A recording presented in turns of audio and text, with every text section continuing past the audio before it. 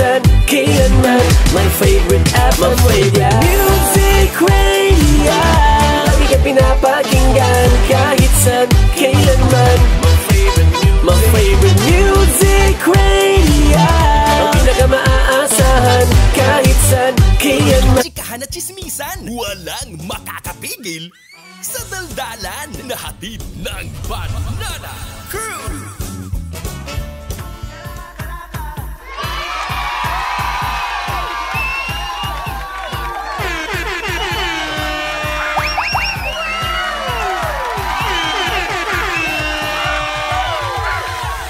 #92.3 FM Radio Manila, your favorite music radio, Ka-Vibes. Isang magandang afternoon sa lahat ng mga Ka-Vibes nating nakatutok sa atin sa Metro and Mega Manila, Luzon, Visayas at Mindanao. Ganun din sa lahat ng mga nakatutok all over the world. O baka nagulat kayo kung bakit all over the world. Dahil hindi lang tayo sa 92.3 FM Radio napapakinggan, tayo rin po ay napapanood kasabay sa mga nakikinig. Nakikita nyo rin po kami dahil live na live din po tayo ngayon sa ating YouTube channel 92.3 FM Radio Manila. Siyempre, una sa lahat, happy Thursday sa lahat ng mga ka-vibes po natin na nasa mga kakalsadahan. Binabaybay po ang mga lugar kung saan in all fairness naman. Kanina ako po personally on my way here sa studio, medyo maluwag. Oo, 'di ba? Hindi yung ganong ine-expect ko na parang oh my God, malapit na mag-Biyernes. For sure magta-traffic na naman. Hindi. Oo, parang hindi ganon ang nangyari kanina. Mabilis ang biyahe. Marami tayong mga errands na natapos. O social errands. Di mo kaya. Siyempre naman, oo no. Sana all sa lahat po ng mga sumisweldo ng Agis. Oo. Congratulations! Kung nakuha nyo na po yung sweldo ninyo, oo, beke naman. Oo, baka naman may papansit kayo dyan.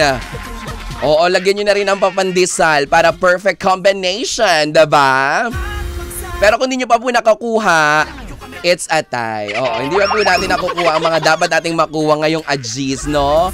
Ang sarap yung mga pagising mo, kunya nagising ka ng mga 11 AM kanina or alas 12, pag check mo ng account mo, ay, may pumasok. O, gano'n. Pero pag wala pumasok, balik tulog na lang. Oo, diba? O, hayaan mo na muna. Mamaya darating din naman. Pasasaan ba, no? Pero syempre, gusto ko munang i-congratulate ang ating 92.3 Facebook page. Congratulations! 100,000 strong subscribers and followers po. Ayan, dahil po sa inyo yan mga ka-vibes. Kaya naman maraming salamat!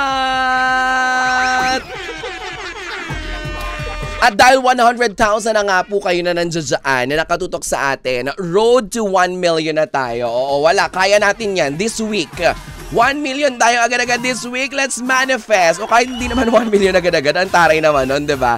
Pwede namang ano muna, 150,000 muna. Oo, tapos achieve natin yung 1 million mark. Ganon, diba? Pero ngayong Thursday, kagaya nga po ng ipinangako natin kahapon sa inyong lahat, oo, mga ka-vibes. Sa lahat po ng mga nakinig kahapon, ito na po yung promise. The promise na ibibigay natin at hindi natin kayo bibiguin dahil ngayong araw ng Thursday talagang star-studded at paninindigan po natin na tayo ang home of the stars dahil nandito na po ang una sa mga bisita po natin sa ating programang Banana Crew. I'm so happy and at the same time sad. Sa sad muna, bakit ba ako sad? Sad ako kasi mag-isa ako, wala yung partner ko. Parang feeling ko walang magpupush sa aming dalawa. Pero huwag kayong mag-alala, gagawa natin ang paraan yung mga bagay-bagay na yan. Oo, diba? Makakasama po natin ang nagpapahappy sa akin ngayon, ang fresh na fresh. At ang apakagwapo, diba? Talaga namang apakaganda po ng ngiti nito talaga. I-welcome na natin isa sa mga bibida sa upcoming Viva Max. Oo, diba? Actually, Viva 1 eh. Sa Viva 1, ilalabas din siya na movie. Ang title ay Wild Boys. Please welcome sa programa, Rash Flores. Hello! Hello. Hi, Rash! Oo. Kumusta ka? Ang ganda ng mata mo pala. Hindi kasi kanina naka-shades po si Rash pagdating ko po dito. Tapos ngayon nung sumalang na siya, tinanggal niya na. Ang ganda ng mata mo pala. Thank you. Yes. So, kinamusta mo? I'm very, very okay. I'm sure narinig mo yung kwento ko kanina about parking. Yeah. Oo. Dahil pagdating ko, chinika ko agad talaga yung mga parking eksena, Kaya ganyan. nga, narinig ko. Ikaw naman, kamusta ka? Okay naman. Wow. Busy. Talaga? Busy sa work and then sa pag-workout, yeah. Yan. Good problem. Busy sa work and busy sa pag-workout. Yeah, yun lang. Pero Rush, gusto ko munang malaman kasi marami ako mga kaibigan na nakasama mo sa pelikulang Wild Boys. 'Di ba? Na-interview ko na halos lahat sila. Yeah. Parang it's our first time na mag-meet, na magkaroon ng ganitong klase ng tsikahan. Yeah. Pero ikaw, Rush, paano nag-start yung journey mo sa showbiz? Galing ako sa Galing ako sa probinsya. Probinsyano ako, then construction boy ako before. True. Yeah. Then undergrad din ako sa school. Then nung nag-stop ako mag-aral, may nakadiscover sa akin sa Pampanga, yeah. Event coordinator, parang ganun, sa mga pageant. Sumabak ako. Pero pinag-isipan ko kasi mahihayin ako before. Oo. So parang inisip ko, kaya ko ba? Ganon. So ano naman, sabi ko, opportunity. Sabi ko, hindi na maulit to. Tinry ko, ginrab ko. Hanggang sa, hindi ko expect na mananalo pala ako dun sa pageant. Then yun ang magiging tulay ng ano ko. Then naging model ako. Hanggang sa na-discover din ako ng Viva na kunin nila ako as an actor. Wow. Yun.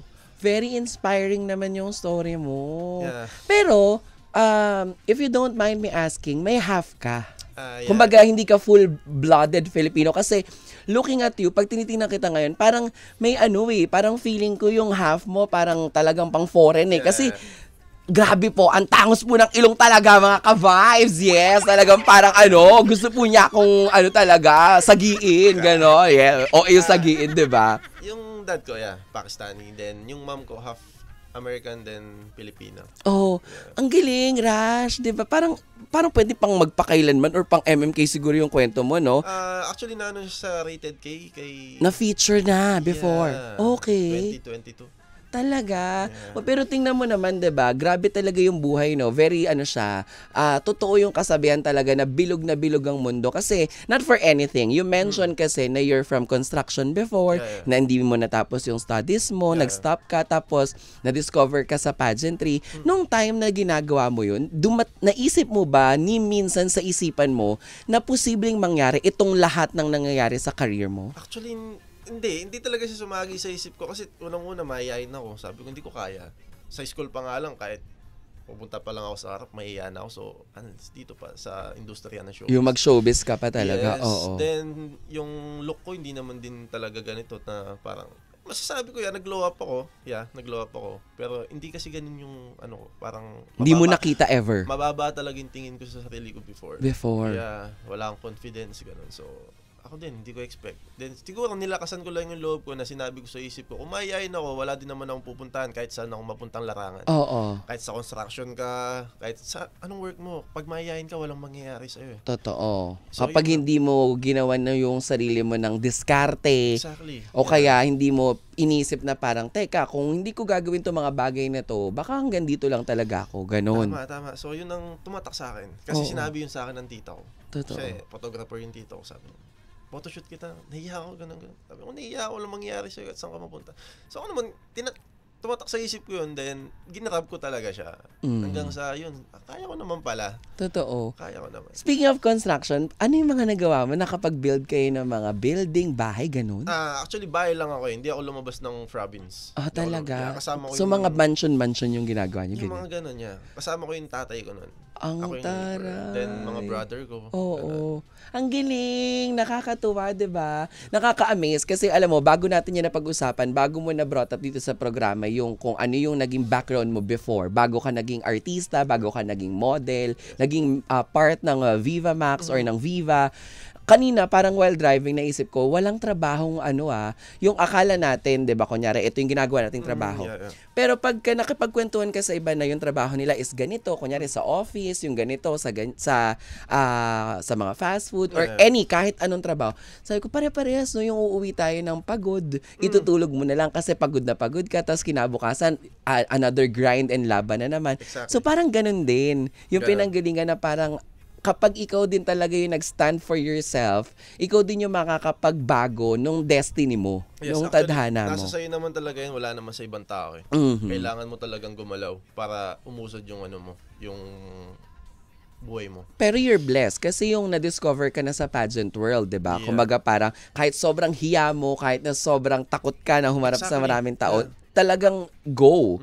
Kasi takot ako yung unang-una, iniisip ko nun na parang, hindi ako marunong mag-English. Hindi ako fluent. Marami sa atin 'yan. Until Yung now. nahihiya. Oo. Actually, until now, hindi ako ganun ka-fluent sa English. Then doon ako naiya. Sabi ko, baka pag nagtanong sa akin ng mga question and answer, baka matameme ako. Baka manginig ka na lang Yes. bigla doon, 'di ba? Oo. Ayun. Kamusta? Inaral mo or kahit papaano nagbasa ka ba? Ano yung naging tulong sa sarili para dun sa weakness na sinasabi mong yung sa English? Paano mo siya pinagpursigihan? Yes. Actually, nagano ako ng parang sa Google, yeah. Yes. Nagano ako sa Google na sabi ko, sabi ko, para hindi naman ako mukhang kayaya. Kahit konti lang yung maintindihan ko dun sa mga sasagot, sa tanong, at least may masagot ako kahit papaano. So, Totoo. kaya sa awa naman ng Diyos ko na i-rouse ko naman yung pageant, then siguro tama naman yung sagot ko kasi nanalo ako eh. Oo. So, yun. And then, saka sa yan, bukod sa tama yung sagot mo, for sure, yung dating mo din kasi talaga mismo sa entablado. Yes. Yes. Parang nga, nakikita ko sa'yo, kamukha mo si Joko Diaz. Si Joko Diaz. May nagsasabi ng ganun sa'yo? Madami. Diba? Kamukha niya si Joko Diaz, in fairness. Nakakatuwa. Tapos, ang first project mo sa Viva ay... Yung palitan ni Direk Brillante, kaming dalawa ni Luis Sontiveros. Oh, my God! Belated happy birthday kay Luis! Ay, sasabihin ko sana kay Lulu. Kasi Lulu yung tawag sa Luis Ontiveros. Birthday niya nga nung isang araw. Nung isang araw yan, grinit ko siya, ayan. So, nag-reply naman siya, miss you, Luis. Doon kayo, unang nagkasama. Oh yes, ni Luis. Antaray. Launching movie ko din yan. Talaga? Yes. Paano hindi ka natakot? Kasi di ba ang sexy nun? Yeah, super sexy nun. Actually, hindi naman. Actually nga, may frontal ako nun, kaso di natuloy. Sa next na lang. Sana. Antaray! Uy, grabe, ang tapang mo naman. Bakit naman, frontal na yung pinag-uusapan, pero laban na labang ka. Before, yeah. Kasi, Direk Brillante Mendoza yun eh. Parang, Mga Coco Martin, yung mga Yes. nagawang, malalaking mga pangalan ni Direk Brillante. Yes, di ba? Dami-daming mga awards sa international, parang sabi ko sa sarili ko, wala akong karapatan tumanggi. Ganun. Totoo. After palitan, Yan, nasundan naman ako ng kay Direk Joel Lamangan, Direk Daryl Yap.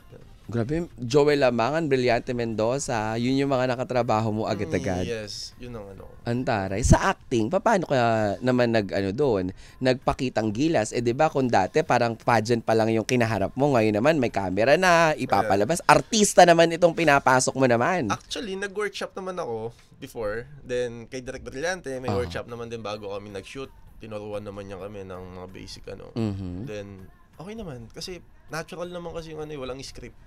So, parang sa akin, mas prepared ko yung ganun.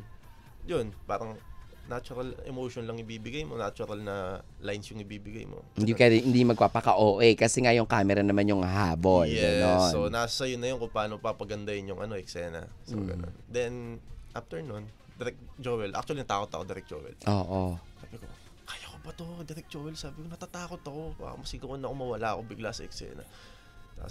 Sabi ng mga manager ko, kaya mo yan, Direk Joel yan, para maganda yung first volume mo.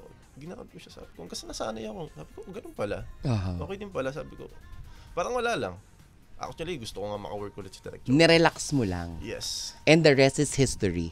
Yeah. Oo. Yun, Taray. Etong Wild Boys, ikwento mo sa amin. Ang dami nyo dito. May Aljur, may Vin, may Christian, ikaw, tapos nandito rin si Nico Loco, ganyan. Nico. At marami pang iba. And this is directed by Direk Carlos Morales. Isa rin siyang artista dati na nag-sexy rin siya sa mga movies. Ano yung role mo naman dito sa Wild Boys? Ako dito si Ali. Isa akong financer. Then, pure Indian. Then, yung family ko is hindi ko nakasama. Okay. Hindi ko nakasama. Parang, Ako lang mag-isa dito sa Pilipinas. Okay. Then, yun, nagpa 5-6 ako, nagpapaut ako ng pera. Kasi na-discover ako ni Mama Hoy ito nga, si Inday Garutay.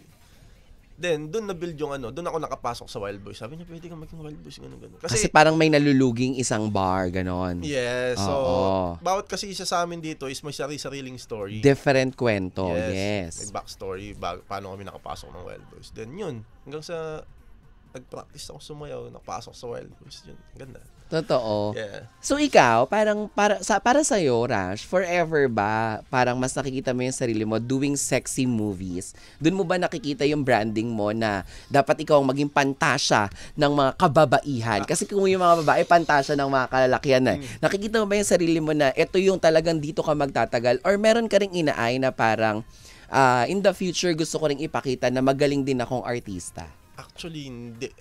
Hindi naman sa ayoko. Parang inaano ko na lang na siguro yung mga boss na lang bahala na magbigay sa akin kung anong karir na ibibigay sa akin. Trusting the process. Yes, sabi ko naman na hindi naman ako nagmamadali. Kasi 3 taon din naman ako naghintay bago ako mabigyan ng break sa showbiz eh. So, kung anong ibibigay nila sa akin yun. Antaray. Yeah. Pero syempre, gusto ko rin naman talaga. Parang maano talaga yung pag-arte ko talaga, hindi lang dahil sa pag-ubad. Oo. Yes, pag-arte. Ma-discover din nila. Kagaya, di ba, ang dami-daming mga ganyan. Like, si Direk Carlos, di ba? Who would have thought na magiging isa siyang director ngayon, di ba?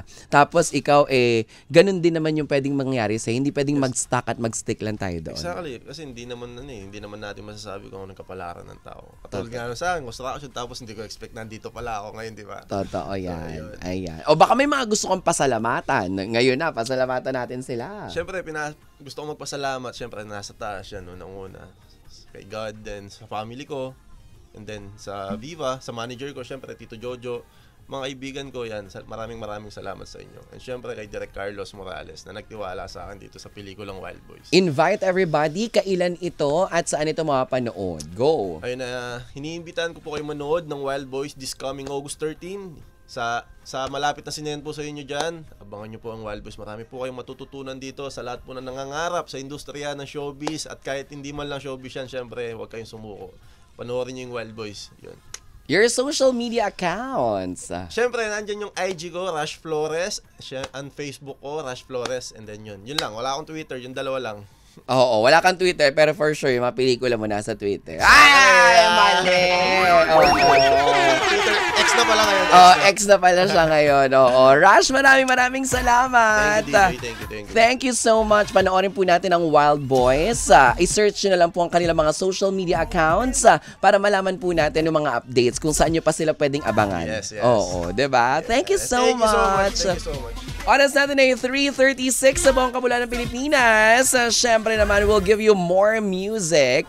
Tuloy-tuloy lang sa pagtutok dito sa Umaarangkada, Rumarachada patungo sa numero 1. Kami po ang 92.3 FM Radio Manila, your favorite music radio, Ka-Vibes. 92.3 FM.